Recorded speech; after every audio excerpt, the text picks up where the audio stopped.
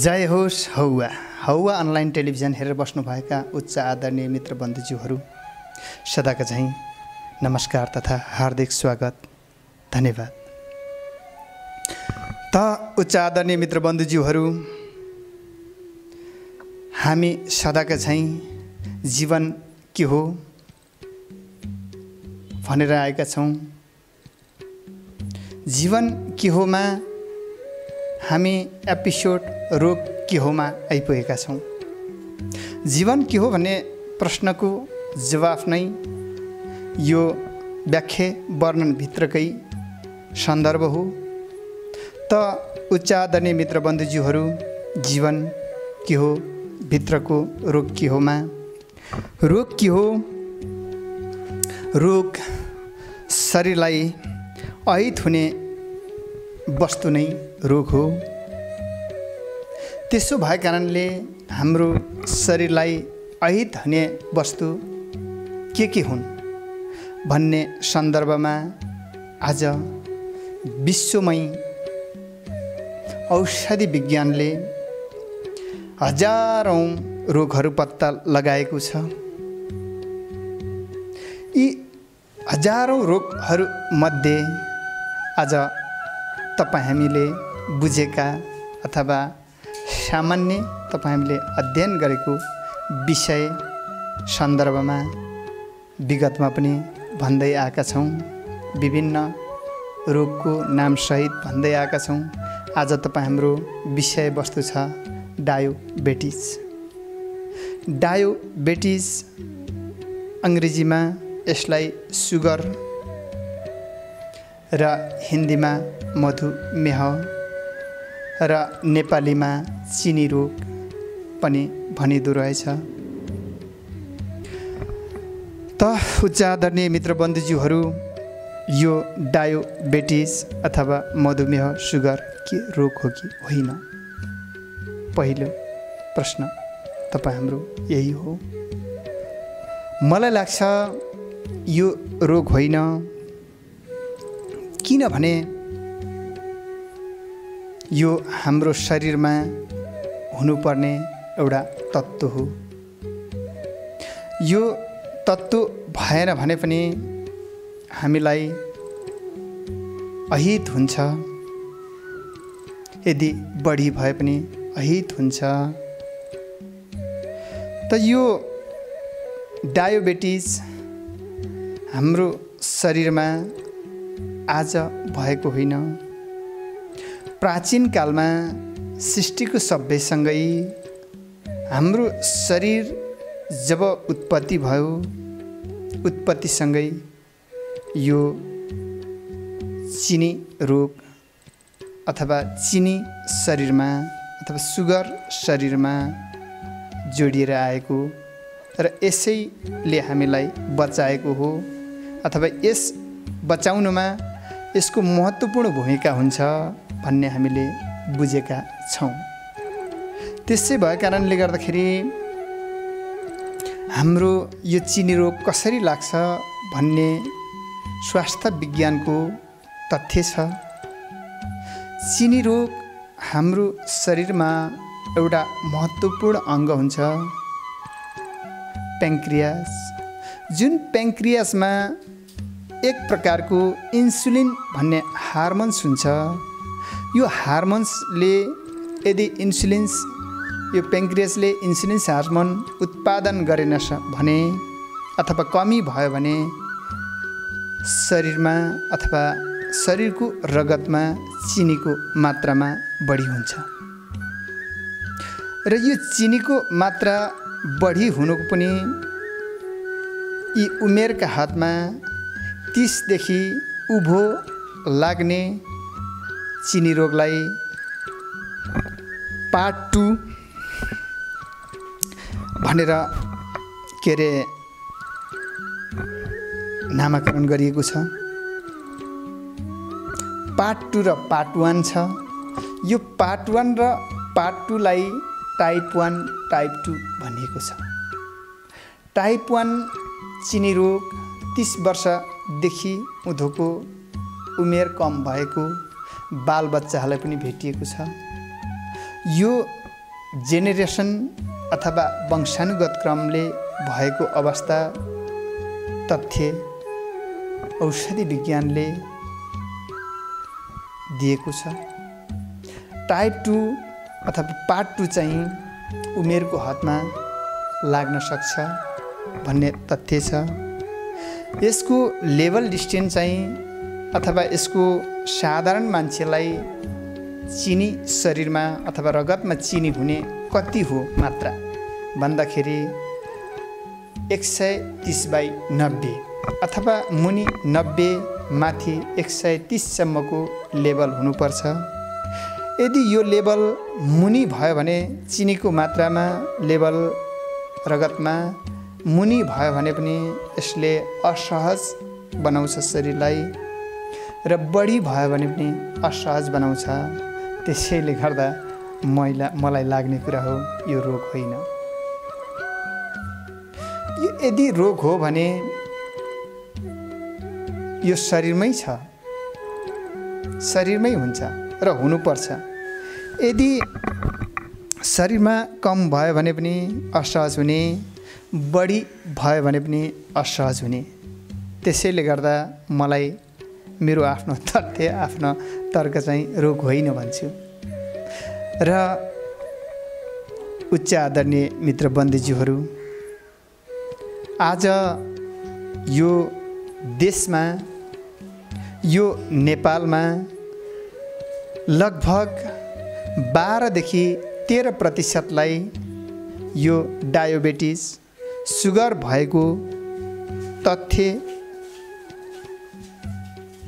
WHO ले भन्नुभएको छ, तथ्य सार्वजनिक गरिएको छ। त्यसैले गर्दाखेरि यो रोग अथवा यो मधुमेह लागेको छ भने पनि यसमा त्यत्रो चिन्ता मान्ने अवस्था देखिँदैन, यत्रो दुःख मान्ने अवस्था देखिँदैन। हामी आत्तिनु पर्दैन। यो किन भन्दाखेरि शरीरमै भएको वस्तु हो। भोजनको कारणले कहिले बढी होला कहिले घटी होला, फरक यति मात्रै हो। त्यसै भएको कारणले गर्दाखेरि हामीले चिनी रोग आज सबै धेरै मित्र बन्धुज्यूहरूलाई उमेरको हदमा लाग्ने सम्भावना तथ्याङ्कले बताइरहेको अवस्था भएको कारणले एउटा तथ्य त्यो हो। हामी चिन्ता नगर्न र सुगर रोगीले सुगर रोग लाग्न साथ हामी तुरुन्तै हामी मृत्युवरण गर्न पर्दैन। दोस्रो आधार त्यो हो। र तेस्रो आधार के हो भने चिनी रोग होइन, शरीरमा हुनैपर्छ। कमी भयो भने पनि असहज हुने, बढी भए पनि असहज हुने भएको कारणले उच्च आदरणीय मित्र बन्धुज्यूहरू, तपाईँ हामीलाई सुगर, डायबिटिज, चिनी रोग अथवा मधुमेह हुँदैमा हामी आत्तिनु पर्दैन। यसको अब रोकथाम भन्दा पनि हामी औषधि भन्दा पनि रोकथामतिर लागौँ। यसको रोकथाम वास्तवमै भन्नुपर्दा शरीरमा भोजन गरिन्छ त्यो चिनीको मात्रामा भएर गएको हुन्छ। अनियन्त्रित चिनीको मात्रा शरीरमा रगतमा देखिएपछि हाम्रो शरीरमा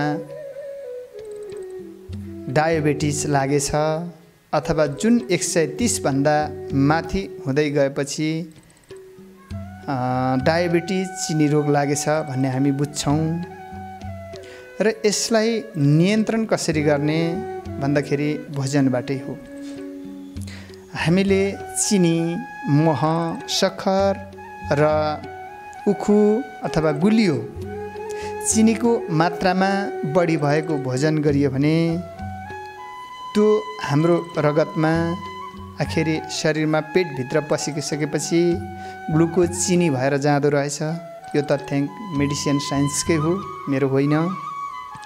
र यो चाहिँ के हुँदो रहेछ भने शरीरमा चिनीको मात्रा बढी भइसकेपछि मान्छेको तौल घट्दै जाने, छिटो छिटो तिर्खा लाग्ने, पिसाब बढी च्याप्ने, भोक लाग्ने, थकान बढी लाग्ने र कमजोरी हुने, टाउको पनि यदाकदा दुख्ने र मानसिक तथा शारीरिक कमजोर हुने र मान्छेलाई उत्तेजित जस्तो यौन उत्तेजना हुने, यो पनि कमी हुँदै आउने।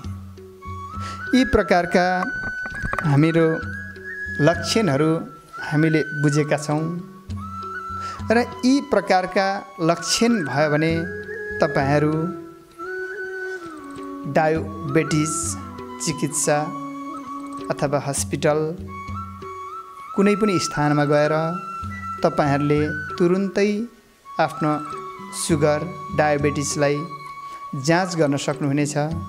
यसमा त्यत्रो ठुलो खर्च पनि छैन र यो तुरुन्तै रिपोर्ट आउनेछ। यत्रो धेरै दुःख पनि छैन। यति ठुलो रोग हो भन्ने पनि तपाईहरूले विचार नगरिदिनुहोस्। यसलाई हामीले शरीरमा ग्लाइकोनको मात्रा बढी भयो भने कस्तो मान्छेलाई बढी रोग लाग्छ भन्ने विषयमा, जस्तो लक्षण त्यो भने कस्तो मान्छेलाई सुगर रोग बढी लाग्छ भनेर हामी त्यतातिर जाउँ। जब शरीरको मोटापन बढी भयो भने, शरीरमा बोसोको मात्रा बढी भयो भने, एक्सर्साइज कम गरियो भने अथवा अभ्यास यो जुन व्यायाम हामीलाई कम भयो भने र हामीलाई भोजनमा चिनी, मह अथवा जङ्क फुड अथवा प्याकेज फुडहरू अथवा यावत कुराहरू हामी बढी सेवन गऱ्यौँ भने यहीँबाट हामीलाई रोगको थालनी हुनेछ र यिनै रोगलाई हामीले सजिलैसँग नियन्त्रण गर्न सकिन्छ भन्ने पक्षमा मेरो आफ्नो दाबी हो।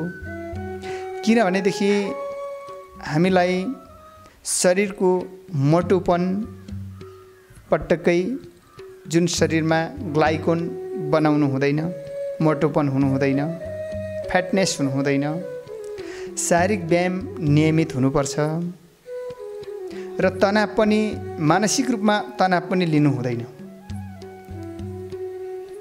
र हामीले भोजन गर्दा पनि यही प्रकरणको भोजन गर्नुपर्छ। यही प्रकरणको भोजनले हाम्रो शरीरलाई नियन्त्रित तरिकाले जुन हाम्रो आहार विहारहरूमा सन्तुलित भोजनहरूमा जब हामी सन्तुलित हुन्छौँ तब सुगर मात्रै होइन अरू रोगहरू पनि आउन दिँदैन। ग्यास्ट्रिक, पाइल्स, युरिक एसिड, बात अथवा यावत रोगहरू भोजनबाटै सन्तुलन गर्ने हो। त उच्च आदरणीय मित्र बन्धुज्यूहरू, हामीले भोजन र विचारलाई म अगाडिको भागहरूमा पनि मैले बोलेको छु। भोजन र विचारलाई जब सन्तुलन गर्दै गइसकेपछि रोग आफै नियन्त्रण हुँदै जान्छ, रोग आफै ठिक हुँदै जान्छ। त्यसो भए कारणले हामी भोजन र विचारलाई सन्तुलित तरिकाले लैजान प्रयत्न गरौँ र यो विचार र भोजनलाई जब सन्तुलित गर्न साथ रोग आफै जान्छ। औषधि नै प्रयोग गर्नु पर्दैन, दबाई नै खानु पर्दैन। यदि यसो भएन, यदि सन्तुलन गर्न सकेन भनेदेखि यसलाई अनिवार्य छ दबाई खान। औषधि विज्ञानले आविष्कार गरेको 1972 को दशकतिर हो भन्ने तथ्य हामीले बुझेका छौँ। 1972 मा सुगर प्रेसरको औषधि प्रयोग गर्न सुरु गरियो। त 2014 मा WHO ले के भन्यो भने यो पनि पुनः खाइरहनु पर्ने होइन भने अनियन्त्रित नै हुने, सधैँ प्रयोग गरिरहनुपर्छ, सुगरको औषधि छोड्नु हुँदैन भनेर तथ्य सार्वजनिक गरेको छ। र यदि कसैले सुगरको औषधि सेवन गरिरहनु भएको छ भने महिनामा सुगर महिनै पछि एकपटक जाँच गर्नुहोस् आफ्नो शरीरको कन्डिसन के छ, कस्तो अवस्थामा छु तपाईको शरीरले भनिरहेको हुन्छ। त्यसलाई विचार गर्नुहोस् र तपाईले चिनी रोग जाँच गरेर औषधि नियन्त्रित तरिकाले सेवन गर्दिन हुन म हार्दिक अनुरोध गर्दछु। र यसै सन्दर्भमा मैले जुन अनुभव गरेको चिनी रोगको विषयमा धेरै इन्सुलिन प्रयोग गर्ने मित्रहरू 65 युनिटसम्म दिनमा, कम्ती प्रयोग गर्ने 12 युनिटसम्मको, यति समयको बिचको बिरामीहरूलाई मैले अथवा रोगीहरूलाई मैले हेरेको छु। हामीले यसमा के प्रयोग गर्यौं भन्दा प्राकृतिक वनस्पति जडीबुटी जुन परम्परागत आयुर्वेद अहिले पनि नेपालमा जताततै गरिरहनु भएको छ, हेरिरहनु भएको छ। यसै अन्तर्गतमा जति पनि परम्परागत वनस्पति जडीबुटीहरू आयुर्वेदहरू प्रयोग गरिएको छ, यसलाई ल्याब टेस्ट गरिएको छैन। यो प्रश्न हुनुला उच्च आदरणीय मित्रबन्धुज्यूहरू। यसलाई खाद्य अखाद्य विधि विज्ञान प्रयोगशालामा लगिएको छैन। यदाकदा सबै त म भन्दिनँ, धेरै जस्तो यस्तै प्रकरण छ र यही प्रकरणलाई के हो त यो भनेर मैले आज तपाईहरुसँग यसै विषयमा मेरो आफ्नो अभिव्यक्तिहरू मैले दिँदैछु। कुनै भुल त्रुटि कमी कमजोरी भयो भने यसप्रति म क्षमा प्रार्थी चाहन्छु र यहाँहरूले सुझाव सल्लाह यहाँहरूको म अपेक्षा राख्दछु। र सुगर के हो, सुगर कसरी लाग्छ, लक्षण के हो र नर्मल्ली हामीलाई साधारण भोजन के चाहिन्छ भन्ने सम्मको स्टेपमा पुग्यौं र अब यसलाई हामीले के प्रयोग गर्यौं त जडीबुटी। यस सन्दर्भमा म यहाँहरुसँग समक्ष मेरो आफ्नो विचार अभिव्यक्त दिइरहेको छु। हामीले वनस्पति झारपात विशेष गरेर समुद्र सतहबाट 300 मिटरदेखि हामीले 1700 मिटरको उचाइमा नेपालमा पाउने पहाडी जडीबुटी अथवा पहाडी वनस्पतिहरू हामीले प्रयोग गरेका छौं। त्यसमध्येमा जस्तो औले खिर्रा, त्यसलाई इन्द्रजौ पनि भन्दो रहेछ, टोटलाका बोक्रा, चुवाको बोक्रा र ऐसेलुको जरा, तितेपाती, कालो बनमारा, रुदिलो र चुथ्रो, त्यसपछि असुरो, सर्पगन्ध, चिरेतो, निम, सनैपत्ती, गुडमरपत्ती, गुर्जो लहरा, सिस्नको जरा, किम्बुको जरा र जमुना, खरीको पात, यस्तै किसिमको हामीले प्रयोग गरेका छौं। र यो कारणले पनि हाम्रो प्यान्क्रियासलाई क्रियाशील बनाउँदो रहेछ र इन्सुलिन उत्पादन गर्दो रहेछ। त्यही भएर त होला उहाँहरूलाई अहिले सुगर राम्रो छ।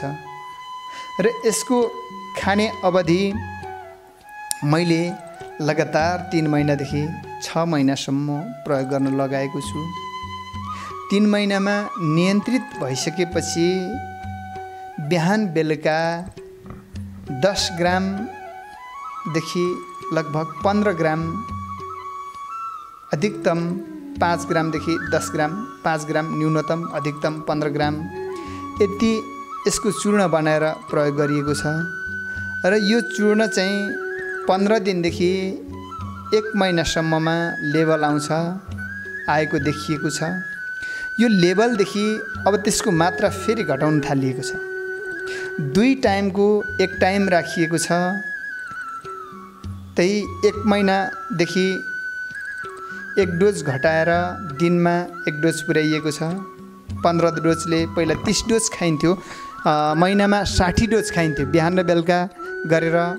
पछि 30 डोजमा झारियो, अर्को महिना 15 डोजमा झारियो, अर्को महिना 10 डोजमा झारियो र यसै गर्दै यसलाई पनि अब नखाइकन त्यत्तिकै राखिएको अवस्था छ रिसर्चमा। र यो राम्रो छ। अहिलेसम्मको समाज नियन्त्रित तरिकाले हामी गरेका छौँ अभ्यास, र यसको औषधि बनाउने समय पनि फेरि महत्त्वपूर्ण मौसम धरातल समयलाई पनि हामीले विचार गर्नुपर्ने हुँदो रहेछ मेरो आफ्नो अभ्यासमा। जस्तो अब यो तपाईहरूले कसरी हेर्नुहुन्छ, कसरी मूल्याङ्कन गर्नुहुन्छ, मेरो आफ्नो अभिव्यक्त हो अथवा मेरो भोगाइ हो, मेरो बुझाइ हो अथवा मेरो अनुभूत हो, मेरो अनुभव हो। त्यसैले गर्दा यहाँहरूसँग सेयर गरेको छु। अन्य अर्थ नलिदिनुहुन उच्च आदरणीय मित्र बन्धुज्यूहरू। जस्तो यो श्रवण नक्षत्रमा औषधि प्रयोग नगर्नु अथवा नखोज्नु पहिलो नम्बर। दोस्रो नम्बर के छ भनेदेखि यो विशेष गरेर बिरुवाहरू पाउलिएको अवस्था वसन्त ऋतुमा होइन। यसलाई विशेष गरेर शिशिर ऋतुमा जब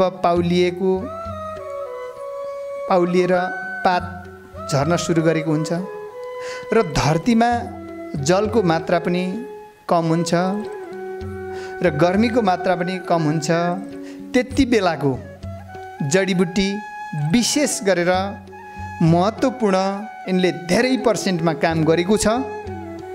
र यो अरू समयको जडीबुटी भनेको चिल्सा लाग्ने, हुस्सी लाग्ने, ढुस्सी लाग्ने र यो चाँडै बेकाम हुने यस्तो अवस्था छ। औषधि भन्दैमा जति जुन समयमा पायो त्यही समयमा टिप्ने उखेल्ने होइन रहेछ।